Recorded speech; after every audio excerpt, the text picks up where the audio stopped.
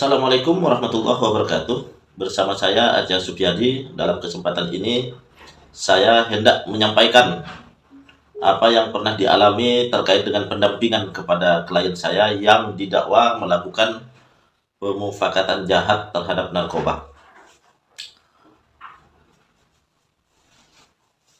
Pada bulan 9 September 2021, klien saya menerima paket dari Malaysia yang dikirim oleh ibunya. Terhadap paket yang dikirim tersebut, saat diterima, tiba-tiba klien saya ditangkap oleh pihak kepolisian. Ditangkap tanpa mengetahui kenapa dirinya ditangkap. Kemudian setelah ditangkap dibawa ke Polres Sumeneb. Ditangkapnya itu di pinggir jalan raya Desa Dukoh, Kecamatan Rubaru, Kabupaten Sumeneb. Setibanya di Polres Sumeneb, klien saya disuruh membuka paketnya. Kemudian selain daripada isi paket yang terdiri dari sembako, pakaian, dan sebagainya, di antara itu terdapat kotak kecil yang isinya diduga adalah sabu-sabu alias narkotika. Sehingga karena ditemukan barang yang diduga narkotika itu, akhirnya klien saya dibawa oleh petugas ke Jawa Tengah, ke Polda. Sampai dilakukan proses hukum, saya melakukan pendampingan sebagai penasihat hukumnya, sebagai pengacaranya, sampai kemudian di persidangan. Terungkap fakta di dalam persidangan bahwa klien saya ini sama sekali tidak tahu menahu terhadap barang narkoba tersebut. Karena klien saya ini ada 2 orang, kakak beradik. Yang bersangkutan sebelum-sebelumnya sudah terbiasa menerima kiriman paket dari ibunya yang bekerja di luar negeri, yaitu di Malaysia.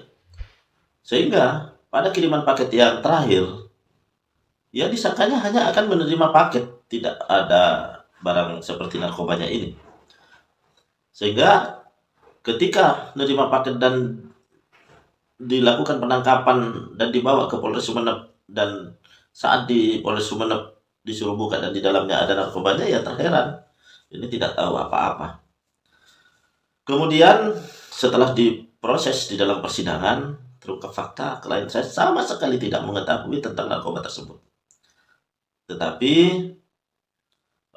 oleh majelis hakim dianggap unsur-unsur itu terpenuhi, sehingga kemudian oleh jaksa penuntut umum klien saya dituntut 10 tahun, kakak beradik ini, dan oleh majelis hakim divonis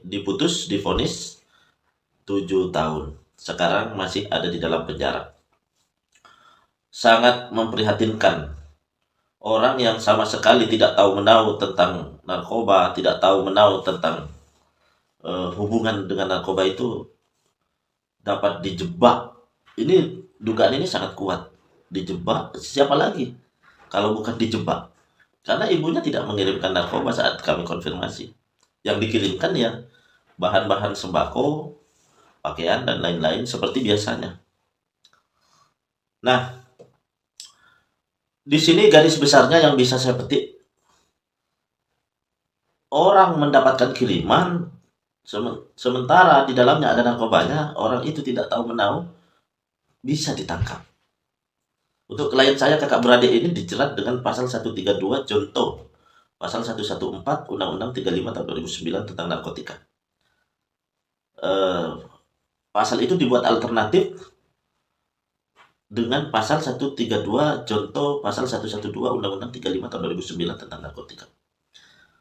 Dan narkotikanya yang ada di dalam paketan itu cukup banyak, 300 gram lebih.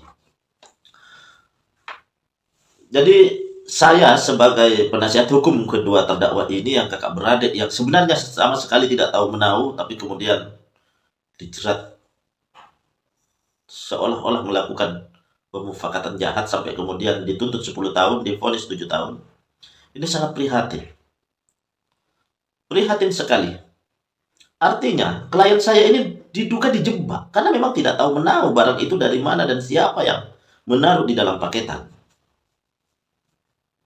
Awal mulanya diketahui adanya narkotika itu di Bea Cukai, di Jawa Tengah, di Semarang.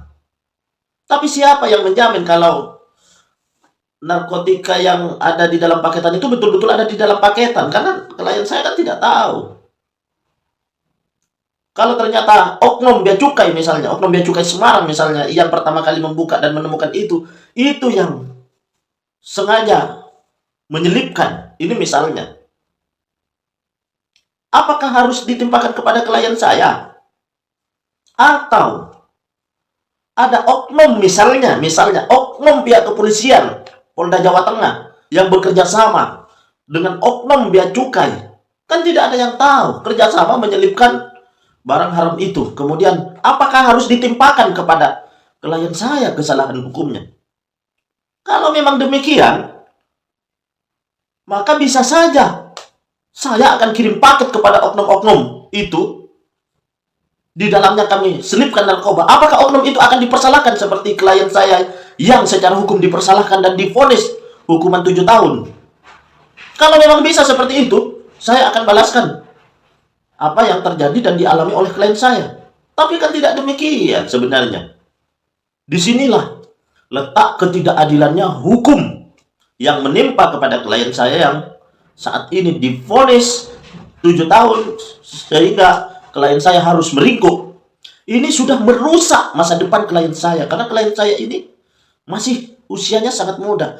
Yang adiknya masih semester 3 kuliah di Universitas Wiraraja Sumeneb. Ini harus putus kuliahnya karena menghadapi proses hukum itu. Sementara yang kakaknya itu baru menikah dan baru memiliki 1 orang anak. Pekerjaannya menjadi marketing buku-buku pelajaran. Yang bersangkutan meninggalkan istri, meninggalkan anak. Siapa yang mau menafkahi dan tanggung jawab terhadap istrinya dan anaknya? Kalau main jebak-jebakan itu dibenarkan secara hukum, ya, kita juga bisa melakukan. Disitulah saya sebagai pengacara dari kedua terdakwa ini merasa perlu untuk bersuara terkait dengan dugaan adanya jebakan narkoba kepada klien saya yang sangat tidak adil ini.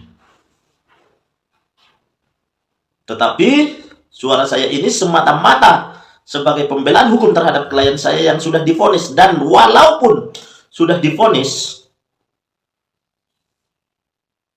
kenapa saya tetap menyuarakan? Karena ketidakadilannya perlu saya sampaikan kepada publik, sehingga publik perlu berhati-hati agar jangan sampai terjebak seperti yang dialami oleh klien saya. Kalau ada kiriman paket, jangan langsung diterima. Kalau ternyata diterima seperti klien saya dan ternyata di dalamnya misalnya ada narkobanya, bisa langsung ditangkap walaupun itu jebakan. Tapi kan kita tidak bisa membalas jebakan itu dengan cara menjebak juga terhadap oknum-oknum itu. Kalau bisa kita akan lakukan, kita akan balaskan dari apa yang dialami klien saya. Tapi kan itu bukan tipikal kita. Sangat disayangkan. Saya rasa itu sahabat sekedar sedikit gambaran terkait dengan adanya ketidakadilan ini. Mudah-mudahan menjadi pelajaran yang berharga, ada hikmahnya, dan saya berharap permasalahan ini menjadi viral. Kenapa demikian? Karena di negara ini kalau tidak viral, tidak mendapatkan keadilan. Viral dulu, baru keadilan diterapkan. Itu yang banyak. Banyak contohnya.